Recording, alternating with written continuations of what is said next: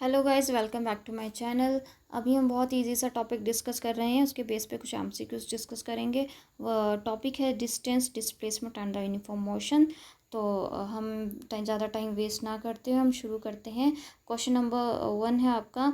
तो body is moving along a straight line path with the constant velocity. ध्यान से अच्छे से समझिएगा क्वेश्चन को। At an instant of time the distance travelled by it is S and its displacement is D. Then कोई भी body straight line पे कोई स्ट्रेट लाइन पाथ है उसके ऊपर मूव कर रही है, तो डिस्टेंस और डिस्प्लेसमेंट उसके क्या हो सकते हैं। ऑप्शन ए है D is less than S, B है D is more than S, C है D is equal to S and option D है D is less than equal to S. इसमें से कौन से वाला सही हो सकता है। इसमें जो सही ऑप्शन है वो है सी, क्योंकि जो बॉडी है वो एक स्ट्रेट लाइन पाथ पे मूव कर रही है, तो उसका डिस्टेंस और डिस्प्लेसमेंट उसका इक्वल होगा। अब चलते हैं क्वेश्चन नंबर 2 की तरफ। The location of a particle has changed. कोई बॉडी मूव कर रही है, मतलब उसकी लोकेशन चेंज हो रही है। What can be say about the displacement and the distance covered by the particle. Option A है neither can be zero, option B है one can be zero, option C है both may be zero, option D है one is positive and the other is negative. इनमें से कौन से वाला आपको सही लगता है। इनमें जो करेक्ट ऑप्शन है that is a, neither can be zero. दोनों ही ज़ीरो नहीं होंगे। चलिए चलते हैं क्वेश्चन नंबर 3 की तरफ को। The displacement of a body is zero, the distance covered. क्या होगा, डिस्प्लेसमेंट ज़ीरो है तो डिस्टेंस क्या हो सकता है। Option A is zero, B distance is not zero, option C distance may और may not be zero, option D depends upon the acceleration. ध्यान से सोचिए, इन चारों में से कौन सा ऑप्शन हो सकता है। So the correct option is सी।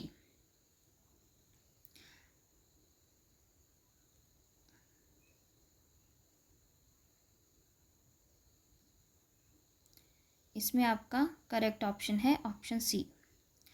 अब चलते हैं नेक्स्ट क्वेश्चन की तरफ। क्वेश्चन नंबर 4 क्या बोलता है।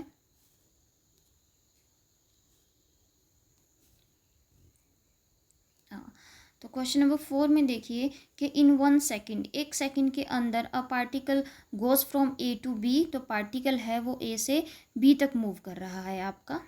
ये यहाँ से यहाँ तक आपका पार्टिकल मूव कर रहा है, कितने, 1 सेकेंड के अंदर। ठीक है। अब ये जो सेमी सर्कल है इसकी रेडियस आपको दे रखी है 1.0 मीटर, मतलब 1 मीटर है। तो ये जो है ये इसका क्या हुआ, ये डायमीटर हुआ। तो ये डायमीटर कितना हुआ इसका, 2 मीटर। करेक्ट। इन्होंने क्या पूछा है, इन्होंने यहाँ पे वेलोसिटी पूछी है। वेलोसिटी क्या होती है, वेलोसिटी होती है डिस्प्लेसमेंट अपॉन टाइम।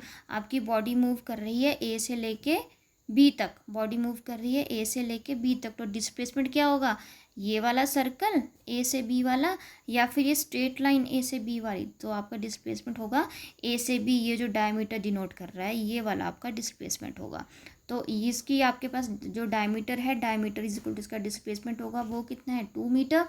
ठीक है। टाइम कितना है, 1 सेकेंड। तो आप यहाँ पे वेलोसिटी निकालिए, वेलोसिटी क्या होगा, डिस्प्लेसमेंट अपॉन टाइम। डिस्प्लेसमेंट आपका 2 मीटर है, टाइम आपका 1 सेकेंड है, तो 2/1 सेकेंड, 2 मीटर/1 सेकेंड। तो आपका करेक्ट ऑप्शन कौन सा है, ऑप्शन करेक्ट है आपका बी। अब चलते हैं नेक्स्ट क्वेश्चन की तरफ। Question number 5। The numerical ratio of the displacement to distance for a moving object is, A option है ऑलवेज लेस देन 1, बी है ऑलवेज इक्वल टू 1, सी है ऑलवेज मोर देन 1, डी है equal to और less than 1। बताइए question number 5 का सही answer कौन सा होगा।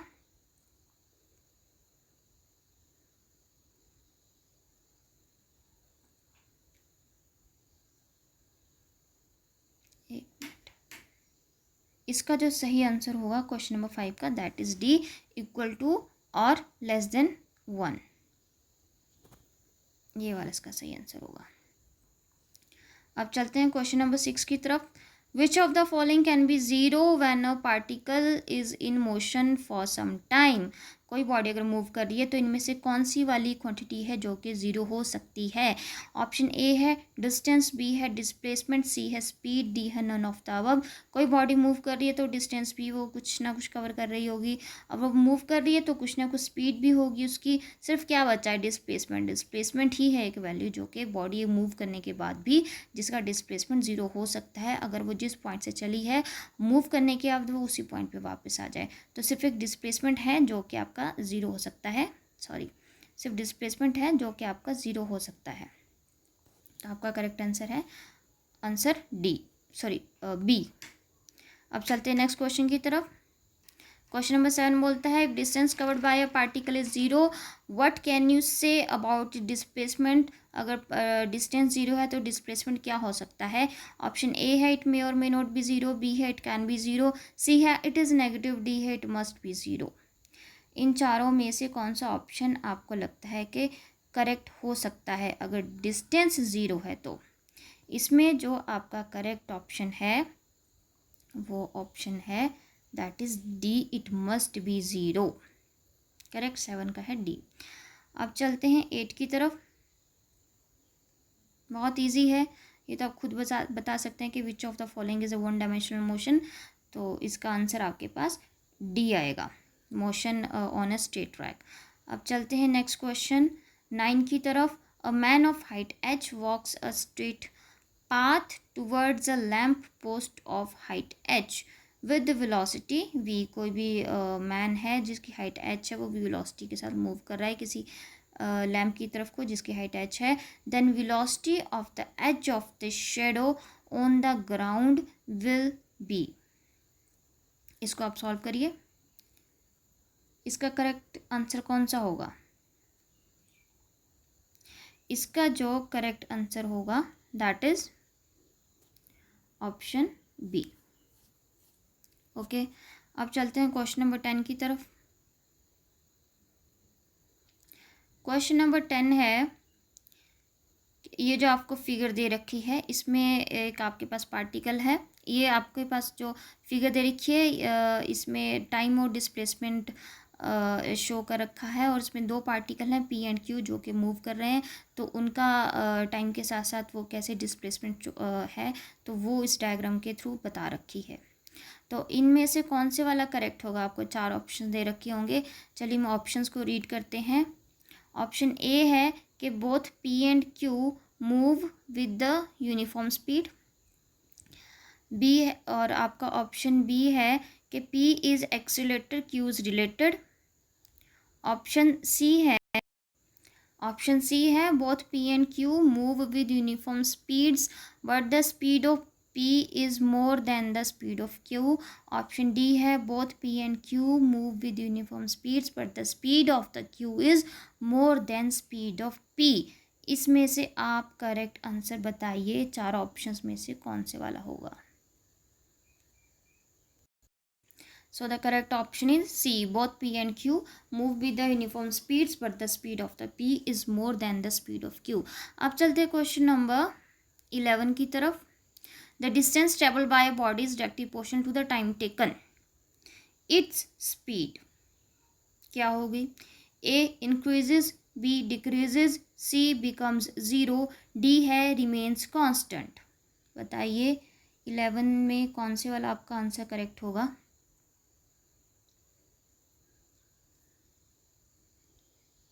ऑप्शन है D remains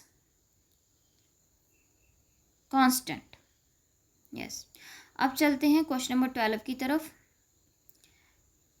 the slope of velocity time graph for motion with uniform velocity is equal to. A है फाइनल वेलोसिटी, बी है इनिशियल वेलोसिटी, सी है 0, डी है नन ऑफ दीज। कौन से वाला करेक्ट होगा। The correct answer is C,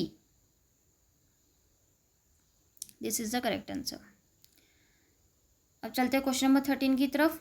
the ratio of the numerical values of the average velocity and the average speed of a body is. इन दोनों की ratio क्या हो सकती है। ऑप्शन ए है यूनिटी, बी है यूनिटी और लेस, सी है यूनिटी और मोर, डी है लेस देन यूनिटी। इनमें से कौन सा वाला करेक्ट हो सकता है?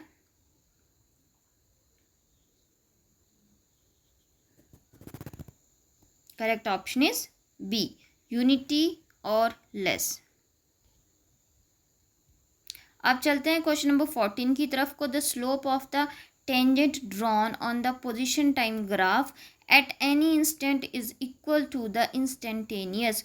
कोई पोजीशन टाइम ग्राफ है, उसके ऊपर से कोई टेंजेंट ड्रॉ कर रखा है, तो उसका जो स्लोप होगा, ठीक है, that is equal to the instantaneous. किसके बराबर होगा? एक्सेलरेशन, फोर्स, वेलोसिटी या momentum.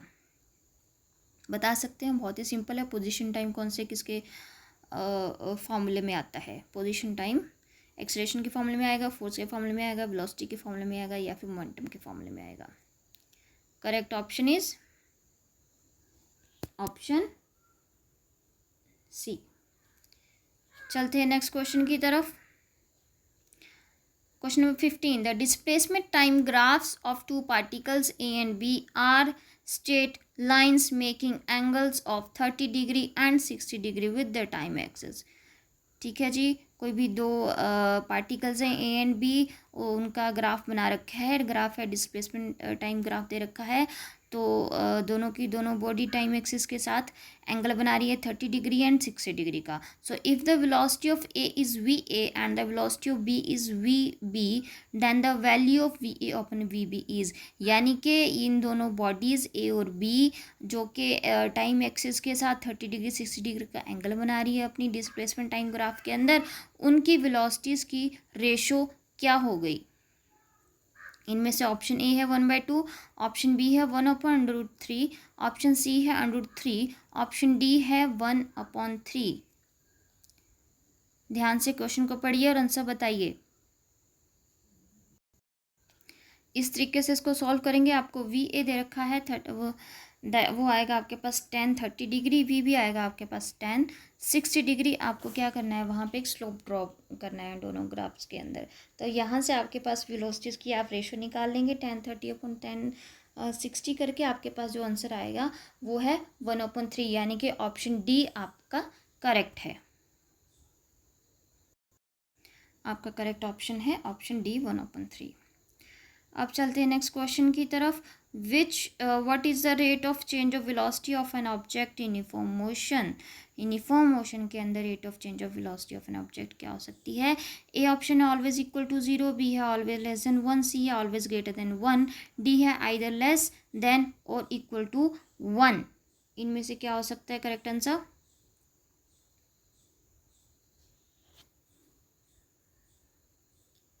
A always equal to 0। चलते नेक्स्ट क्वेश्चन की तरफ।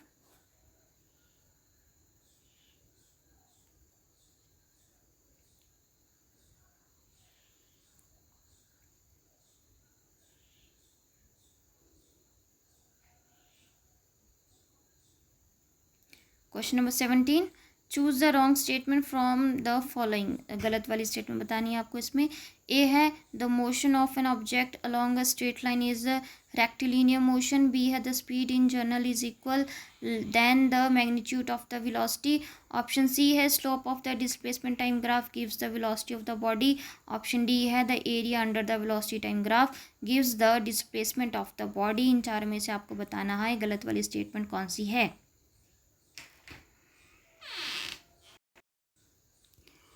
इसमें option B is the correct, the speed in general is less than the magnitude of the velocity. अब चलते हैं नेक्स्ट क्वेश्चन, क्वेश्चन नंबर 18 की तरफ। An athlete completes one round of a circular track of radius r in 40 seconds. What will be his displacement at the end of 3 minutes 20 seconds? Options are A is 0, B is 2r, C is 2 pi r, and the D is 7 pi r. Which is the correct answer? Now here is the explanation for this question. Total time of motion 3 minute 20 second is equal to 20 second.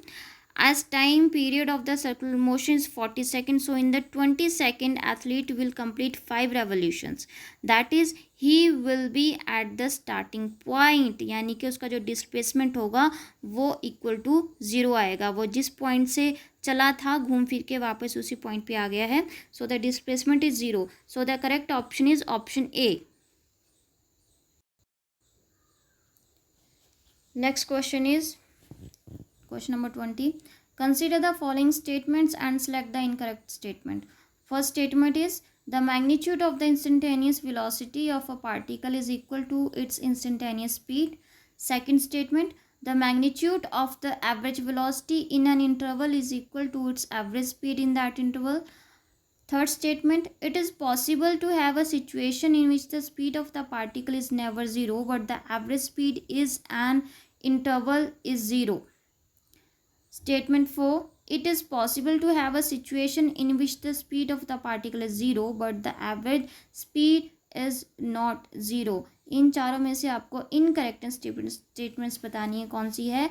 Option A है second, third and four, option B first and second, option C second and third, option D four only.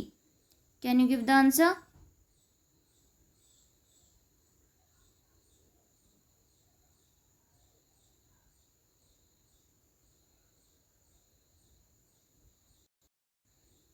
Correct is option A. So here I am ending this video. Thank you very much.